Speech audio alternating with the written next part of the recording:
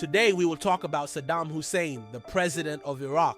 We have already covered his rise to power, how he became the president of Iraq. You can watch that video right here.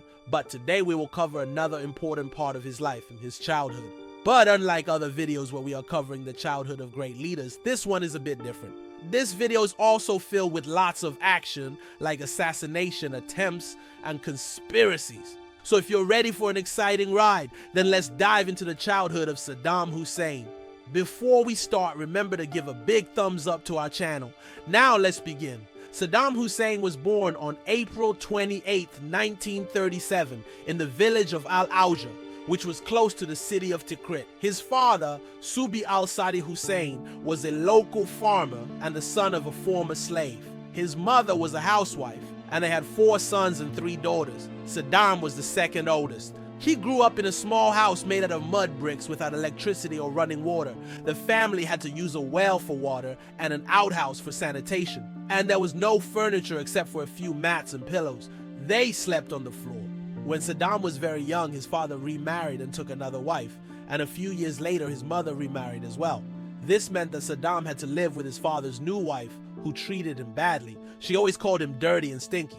In addition, Saddam's half-brother Barzan hated him and tried to make his life even more difficult. He would beat him, and once he almost drowned Saddam in the Tigris River. At age 9, Saddam decided to run away from home and live with his mother instead. However, it didn't take long before he realized that it wasn't any better. His stepfather was a cruel man who beat both Saddam and his mother. So after only a month, Saddam ran away again and never returned to his family. From that day forward, he had to fend for himself on the streets. Luckily, he met some kind people who took care of him. One of them was his cousin Riyad, who taught him how to read and write. Even though Saddam couldn't go to school, he was a smart kid, and soon he could read and write perfectly. He also loved reading adventure books and stories about the Iraqi kings, which sparked his interest in politics. Another person who helped Saddam was Hassan al-Jubouri, who owned a grocery store. When he wasn't helping out in the store, he tutored Saddam and prepared him for school exams. Thanks to Hassan, Saddam was able to get a job at a bank when he was just 14 years old. Working at the bank gave Saddam access to books about world history and current events, which increased his knowledge of the outside world.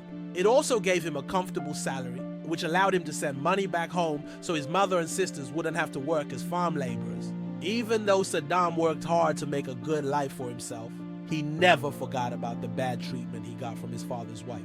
He dreamed of revenge. However, Saddam knew that he couldn't do anything while working at the bank. So he quit when he turned 16 and joined the military instead. He wanted to become an officer, but because of his age, he first had to serve in the ranks. In the army, Saddam met many people from different backgrounds and religions, which exposed him to various ideas and ways of thinking. He befriended a lot of Sunni Muslims and Kurds, which would help him in the future when he needed their support to gain power. In addition, he trained hard to become a great fighter, and he learned how to use weapons such as guns and knives. This would come in handy during the Ba'ath Party's armed struggle against the monarchy. Saddam also joined the Ba'ath Party, which was a political party with the goal of overthrowing the monarchy and establishing a socialist state. In the party, he met several influential people who would later become high-ranking members of his regime. For example, he met Aziz, who became his foreign minister, and Tariq Aziz, who became the deputy prime minister. Saddam rose quickly in the ranks of the Ba'ath Party because he was a gifted orator. He could persuade people to join the party and fight against the monarchy. However, he didn't just win people over with his words. He was also known for his bravery. There were several instances when he saved comrades from certain death.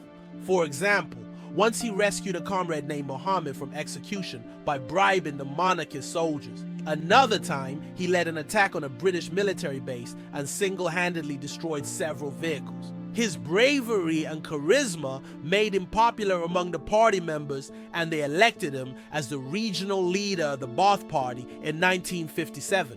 At that time, the party decided to launch an armed struggle against the monarchy, and Saddam played an important role in the first attack, which was an attempt to assassinate the king. However, the plan failed and several party members were arrested. Saddam managed to escape, but he was forced to hide for several months. During that time, he received news that his cousin, Riyad, had been executed for his involvement in the Ba'ath Party. This made him even more determined to fight the monarchy. He planned a new assassination attempt, but this time the king wasn't the target.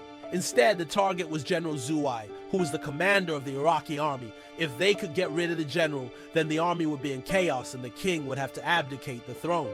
Saddam assembled a group of trusted comrades and they ambushed the general's convoy. They killed the general and several other high-ranking officers, but they also captured 2 British soldiers. Even though the attack was successful, Saddam knew that they had made a mistake by capturing the British soldiers. The British government protested the attack and threatened to retaliate. In order to avoid war with Britain, the party leadership ordered Saddam to release the captured soldiers. On top of that, the party leadership started to distance themselves from Saddam. They thought he was too radical and unpredictable, and they were afraid that he would cause trouble for the party. So they stripped him of his position in the party and ordered him to stop all military activities. But Saddam didn't listen. In 1959, he attempted to overthrow the government in a coup d'etat, but it failed, and he had to flee the country. He spent the next few years in exile in Egypt and Lebanon, where he lived under a false identity. During that time, he married twice and had 2 sons, Odai and Qusay.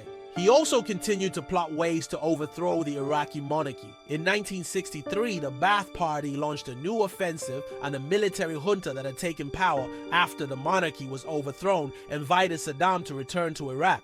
He was given a noble title and a seat in the Revolutionary Command Council, which was the highest decision-making body in the country. But despite his noble title and position, he still had enemies. Many people in the party viewed him as a traitor, and they wanted him out. They spread rumors that he was a CIA agent and tried to convince the other members of the council to get rid of him. Saddam knew that he couldn't trust anyone, so he started building his own network of loyalists. He also started his own newspaper, which he used to attack his enemies and promote his own agenda. Finally, in 1968, the Ba'ath Party came to power and Saddam became the president of Iraq. Thank you for watching this episode about Saddam Hussein's childhood. We hope you enjoyed it. If you want to learn more about great leaders, subscribe to our channel. Also check out our other videos about powerful leaders.